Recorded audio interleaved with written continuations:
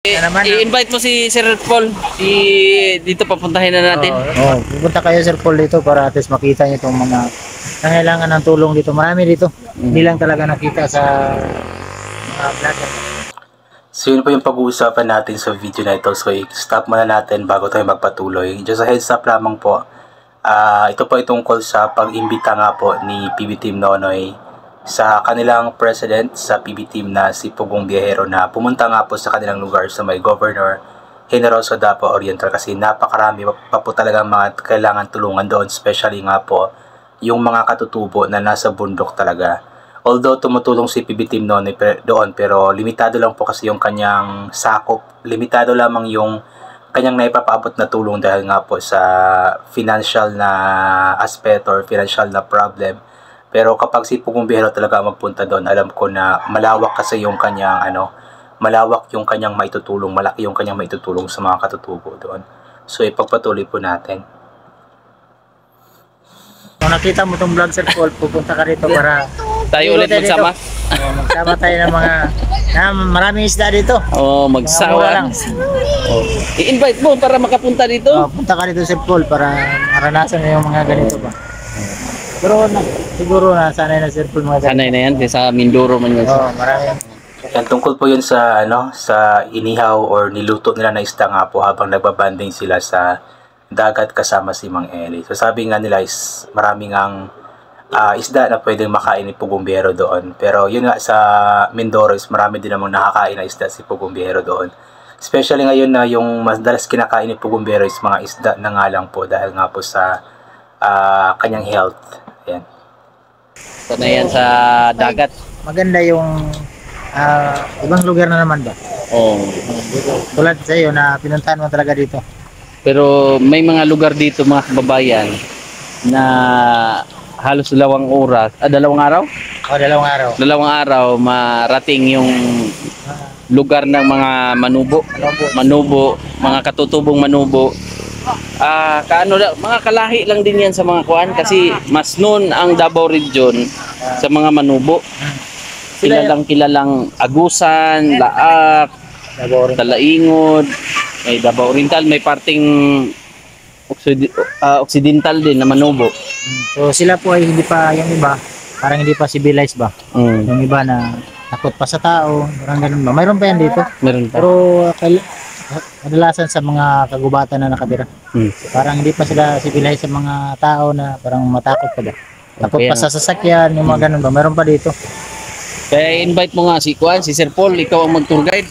Pupunta kayo Sir Paul dito para at least makita niyo itong mga nangailangan ng tulong dito. Marami dito. Hindi lang talaga nakita sa vlogger. Pero may pinuntahan ka doon, hindi pa yun gaano. Mahirap pa.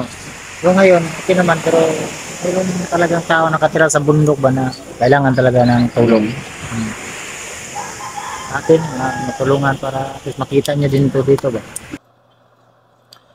So yun nga po yung portion ng vlog nila PB Team Nonoy tsaka ni Mang Eli, kung saan nga po is iniimbitahan nga po niya si Pugong Biyahero ang PB Team na magpunta po doon para makita din po yung kalagayan ng mga katutubo doon. Although nakapunta na sila Pugong Biyahero doon, pero quick visit lang po kasi yun. Dumiretso lamang sila doon habang may pinuntahan sila.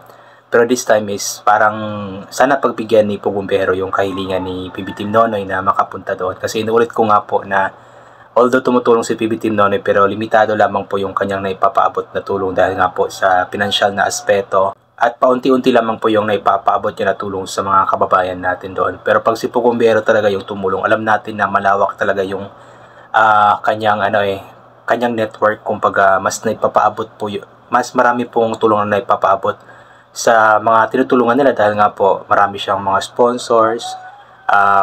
Malawak yung naaabot ng kanyang ng kanyang channel kasi nga po malaki yung kanyang channel. Kaya alam ko na pagbibigyan ni Pugong Biyahero itong kahilingan or wish ni PB Team Nonoy. Kapag nangyari po yun is muli pong magkakasama sila PB Team Nonoy. Ang original na PB Team Davao talaga magkakasamang muli sa kung sakali na makapunta nga po or pagbigyan ni Pugong Biyahero yung wish or hiling ni PB Team Nonoy na magpunta sila doon. Ang original kasi na PB Team talaga, PB Team Davao, is of course si Pugong Biyahero, tapos si Derek Frankie na nasa Maynila na po ngayon, then si Mang Eli, si PB Team Nonoy, tapos si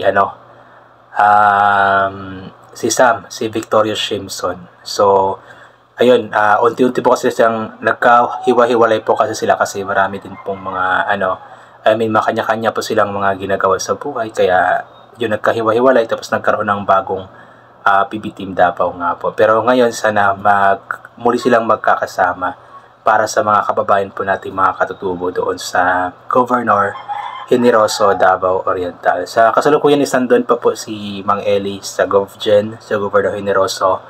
At I believe magre-research sila doon, siguro mag-survey ng mga kailangan tulungan. Then paunti-unti nagpapabot na din ng tulong si Mang Eli doon sa mga need talaga na tulungan. Kaya ipagpray po natin na sana nga po is muli silang magkasama-sama at mapuntahan nga po, matulungan ni Pugong Biyahero yung mga katutubo nga po doon. Kasi sabi nga ni PB Team noon na marami pa rin talaga mga katutubo doon na uncivilized pa, yung takot pa daw sa tao, takot pa sa sasakyan, at doon lamang nakatira sa pinakabundok talaga.